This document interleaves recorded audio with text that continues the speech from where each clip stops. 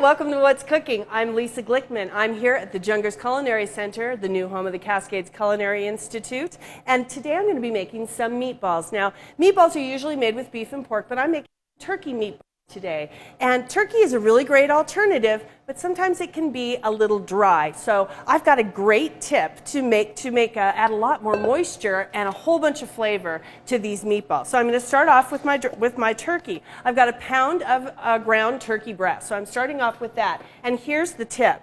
In my food processor over here, I have taken 3 pieces of bacon, some onions, and some garlic, and I've ground it up into a paste. And what that's going to do is make a really smooth consistency in my meatball. I won't have hunks of bacon or the garlic or the onions. So I'm just going to take that right out of my food processor and add it to my turkey.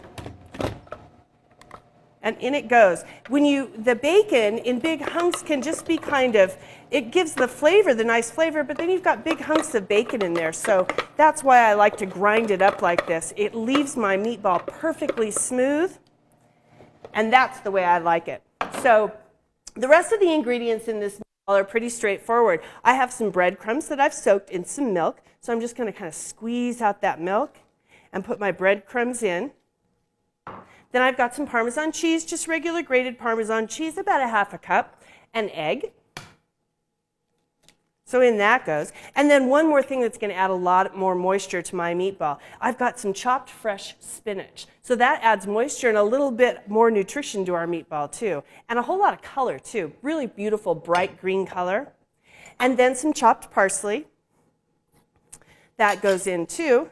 And then last, we'll just put in a little bit of salt and pepper. And then one last special ingredient. So in goes my salt. Oh, and I'll grab my pepper in a minute. The last ingredient that we have is some nutmeg. Now, I love fresh nutmeg. You always want to buy nutmeg fresh, whole in the jar, because that way you get the nice fresh nutmeg instead of something that's been ground and has been sitting around for a long time. So I'm just going to go over my bowl, probably about 1/8 of a teaspoon, just around the bowl a couple of times with that fresh nutmeg. And I love the way that smells. It smells that really spicy, lovely scent that I love. So all these ingredients get mixed together, and then I'm going to put them in the refrigerator. And what that does is just allow the flavors to kind of meld together and our mixture to kind of harden up a little bit to make some meatballs. So I'm going to get this mixed up, and then I'm going to make some meatballs. Okay, I've made my meatballs, and what I did after I took that mixture out of the refrigerator, I just shaped them into balls with my hands, and you want to press them together a little bit and get them a little compact and kind of get those ingredients to hold together pretty well. Now you can make any size meatball that you like. You can make a small cocktail-sized meatball or a great big meatball. You're just going to remember that you want to finish cooking it. So what I have back here is some marinara sauce. Now I make my own all the time, and you can make your own, or you can get your favorite jarred sauce. But the idea is once these meatballs get a really nice brown, deep, rich brown crust on the outside of them, you're going to drop them into this marinara sauce and just let them continue cooking for probably about, 15-20 minutes, depending on the size of your meatball. Just let them finish cooking in that marinara and give them a turn every now and again. This is the most tender meatball. And again, you're eating this turkey, which is so much better for you sometimes than the beef and the pork kind of meatball. So you can serve these meatballs over any kind of pasta. So you can use a spaghetti or a linguine or a penne pasta or anything that you like.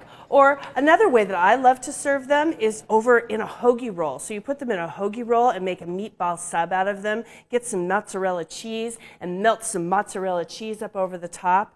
It's so good that way. You're going to love these meatballs. I'm Private Chef Lisa Glickman. You can find me at my website, lisaglickman.com. And I'm the homegrown chef in every issue of 1859 magazine. It's on newsstands and at 1859oregonmagazine.com.